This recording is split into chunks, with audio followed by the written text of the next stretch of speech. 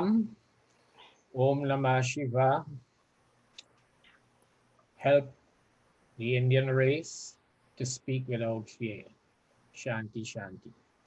Okay, so what I will do, I am just going to explain some simple things about why the Indian race and Hindus should respect their Vedic culture, not just Hindu people. And I am trying to explain to Indian people that there is key things in Hinduism they must understand, key words, but to also you must know yourself, know your culture, but you must also understand others people culture so you could know how to respond verbally, combatively. So I will just give a little history, then I'll go on to Hinduism and go on to other religion. And you will see how they have faults, just as how they like to cherry pick our religion, what we know as Hinduism, but the proper name is Sanatan Dharma. So the history of India and why it is important for all Indians to respect the Vedic culture or Sanatan Dharma. When all the invaders came to India, starting from Alexander the Greek, not the Great, and the Arabs and the Turks, and then the Europeans, the English, the Portuguese, the French, all of them, they all labor as Hindustani. And our civilization, and these things could be debatable, from the northern part where you have the Saraswati River, you had the Indus River, and where all these invaders came and they observe our culture, they observe our way of life. So they call all of us Hindustani. There was no Muslim or Christian or any sort of any kind of religion in India. So all of us were Hindustani. You have to understand, when we speak about India today is not what it was before thousands of years ago, because it had what you call Greater India. If we extend into Afghanistan, Iran, some people say all the way to Indonesia, Philippines, Vietnam. So you have to, and you will see the prints, the imprint of Hinduism in all those countries. So the proper name for India was Bharat. The name given to us, Indian and Hindu, is foreign to us. But in today's world, when you say the word Indian and Hindu, people know it's people from India. So that is what going on. Again, so that is the history of Trinidad. We all were Sanatanists or Hindus.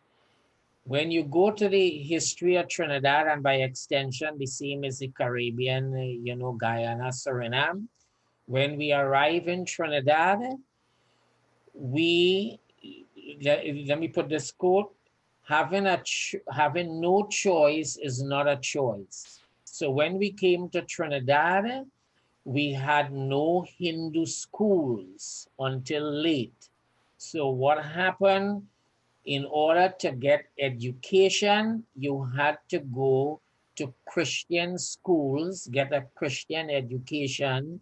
So that is how, and you get jobs first in line because you are Christian Indian. And to some extent, this still happens today. So this is how many of us become Christian. We have to accept. Most of us come Christian and even Muslim by force, but there people will want to debate that. So this is what happened to us. Now let's go to key things in Hinduism. Now, what is Hinduism? Hinduism is Sanatan Dharma. And what that means, we are seeking truth. Truth is God. And why Hindus are seekers is because we don't know the truth. The Abrahamic religion, Christian, Islam, they say they know the truth. The Quran and the Bible is the truth.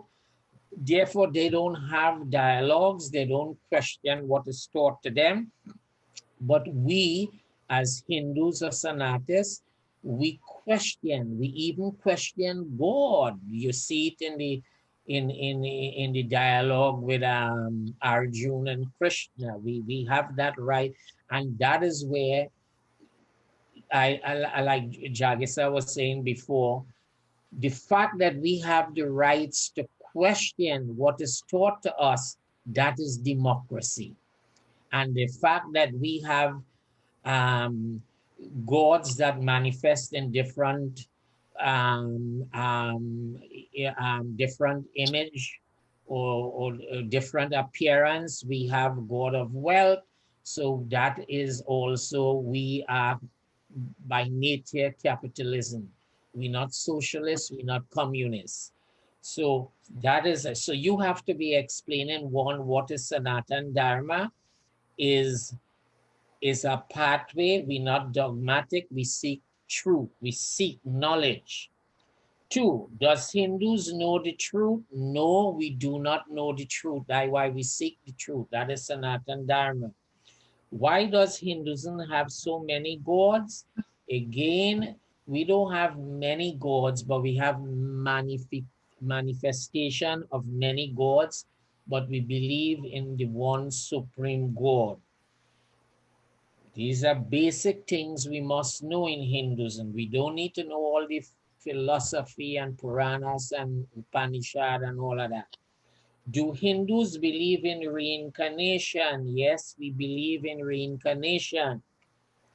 We believe that the soul is immortal and it takes rebirth and time again until, based on our karma and dharma, the action and the responsibility we take for our action, then we have what you call, help me with the word, the freedom, um,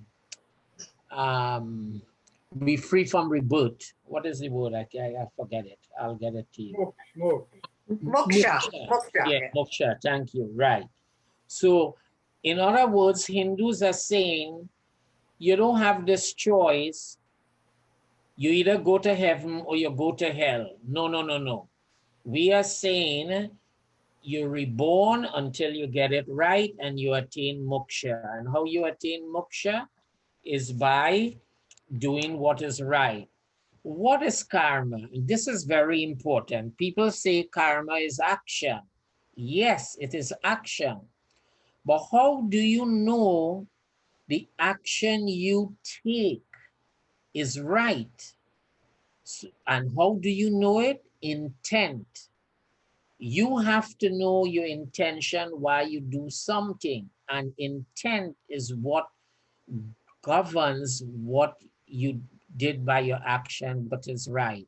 And that also governed by dharma, your responsibility. So these is keywords you have to know. What is karma? What is dharma? Why do Hindus worship cows? Well, we don't worship cows, but we respect all life. Aisma. It could be any living things. We respect all.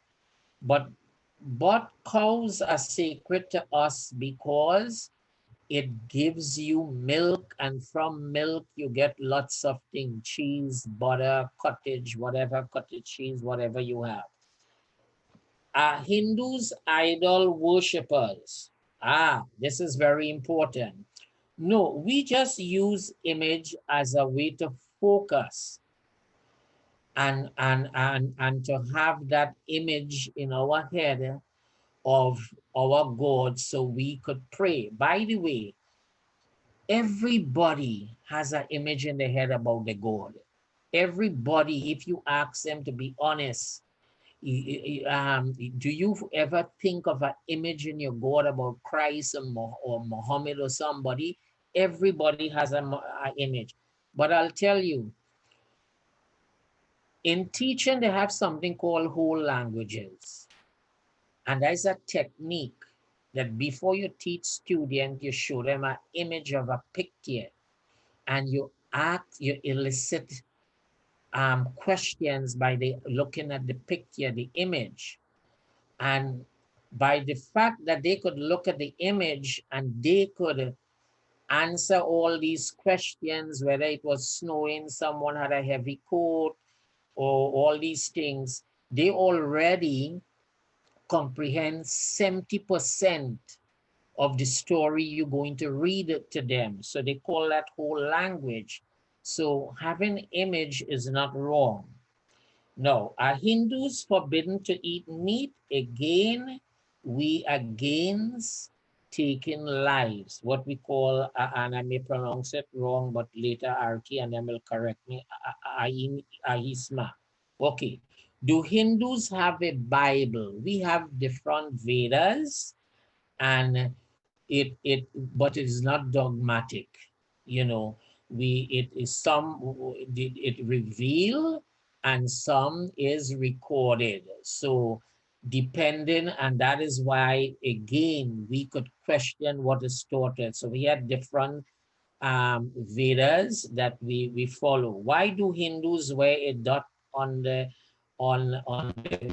head? This is basic question again asked by Hindus. Well, some people feel the middle eye is really like your brain. It is like your senses. You see beyond the 2020 glasses you're wearing. It has to do with your senses. What about the caste system? Well, caste, as we know, is a Portuguese word that came to India.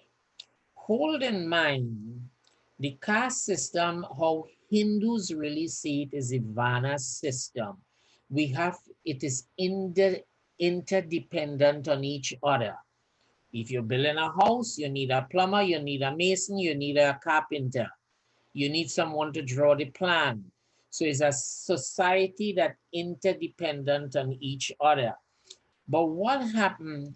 India hasn't ruled itself for a long time, over 1,000 years.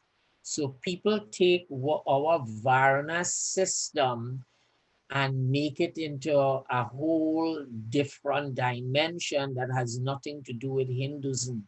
One is a upper class and one is a lower class, so we shouldn't talk to them. No.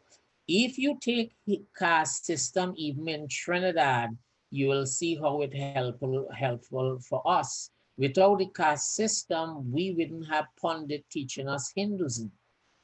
You wouldn't have it have caste system in different ways. In America, it has social clubs. This is where the higher ups meet and they marry among the higher ups because that is like a caste system. Depending on how you want to look at it, there are certain bureaucracy in Trinidad. If you want to say just the army is like pro-black, that is a caste system. But for us, caste system is that we have to help each other. Hindus, so Hindus do not have caste system, they have the Varna system. Hindus have no blasphemy laws. Again, we have a right to question what is preached. Even we have a right to question with God. So now let me go on and I talk about how Hinduism look at the difference why we had democracy. You had the story about Ram and Sita. Ram say, I have to take care of my kingdom. And Sita say, well, I had to be loyal to my family. So in other religion, you would find the king would force his wife or his queen, no, you do what I have to do.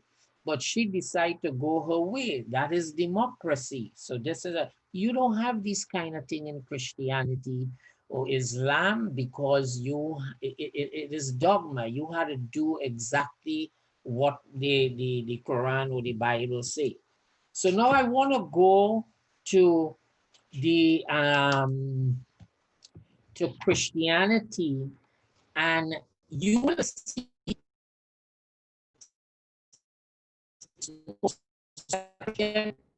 approach them, said, well, no, Jesus says you go to hell. Well, now you know something about basic Hinduism, but you have to fire back. You have to know something about them. So this is it. In order for you to become a Christian, you have to be a sinner. Because I'll show it to you, because Christ did not come for the righteous, he came for the sinner. So if you Hindus or you Indians are sinner, well then, you know, but we don't have that. We have what you call again reincarnation. So we don't need this. So let me show it to you. Plus the Christian people has images. They has animal images. The dove is a symbol of the Holy Spirit. It represents peace and purity in Christianity. You have to know the difference between Protestant and Catholicism. According to the Calvinists, the which is the Calvinist is the Protestant, they believe the Antichrist is Pope. So could you imagine you are Christian and you jump to be the Catholic and you don't know in Revelation 13:5, this is what it say, the Christ is, the Pope is the Antichrist. Now I'm going to go on again to show you key things you have to know in the Bible. Matthew 10:15-15. This is important. Jesus instructs his disciples not to go to the tongue of the Samaritan. These are not Jewish people. Or to the Gentile. Gentile means you're not a Jew. But only to the lost sheep of Israel. So Jesus is saying, hey, we didn't come for you Indians. Now, I'm not saying who are Jews. If Africans consider themselves Jews, white people chant, but I know Indians are not Jews. And that is why I'm trying to educate Indians who are Christian. It says straight out, do not go on to the Gentiles. Matthew 15:24. Very important. A Canaanite woman asked Jesus to help her daughter. Jesus said, it is not right to take the children's bread and throw it to the dogs because she a Canaanite. He didn't come for her. He came for the Jews, the Hebrew people. But eventually Jesus did help. But if you keep begging someone, okay, they throw you a bone, okay, beat it. No, very important for Indians to understand that this, who are Christians and Hindus who on the verge of getting convert. There is something in the Bible called limited atonement based on Calvinism. Very important. Christ died for the sinners, and for the elect only. Christ came into the world for sinners to repent. Timothy 1-15, Luke 4:18-19. So what it's saying, Christ came for a chosen race, and it came for an elected race. So you could pray and love Christ how much you want. He didn't come for you. And it's saying that in the Bible, Timothy and Luke. So, and by the way, he came for the sinners, not for the righteous. Because if you are a righteous person, and in Hinduism, if you are a righteous person, well, you're going straight to heaven, look, you're going straight to heaven. And if you sin, you're rebirth again, try it again. So let's go again. And thanks, I've seen some people I know.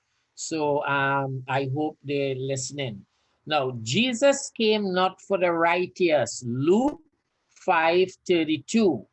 Matthew 15:24. Welcome. Jesus Two people said, here. We're going to meet here. Okay, Matthew 15:24. Jesus said, I was sent only to the lost sheep of Israel. God chose the Israelites as his own, and he was their God. So he came for the Israelite, and Jesus is their God. If you are Protestant, if you are Catholic, then he's Son of God. Matthew 10:34. So these are things, if you as Hindus know, you could throw back at them. Jesus have come, oh, this is important. Jesus have come to bring peace. No, Jesus have come not to bring peace, but a sword. For I have come to turn man against his father, his daughter, against his mother, in-laws, and against each other. Again, that is in Matthew 34-36. This is a word I can't pronounce. And this is in the Quran, and when I go to it, and in the Bible, people talking about Hindus are caste system, they sanctify slavery. In Ephesians 6:5-18, Paul state, the disciple Paul state, this is a slave went to Paul and say, Master, please help me, because my master, keep beating me up. And this is what Paul said to the slave. Slave, be obedient to your master with fear and trembling and in sincerity in your heart. So what Paul is saying, the same way you worship God, worship your master. Paul is not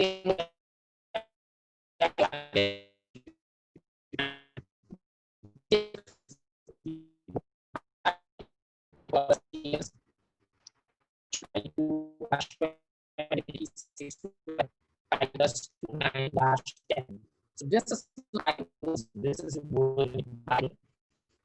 Now, if you go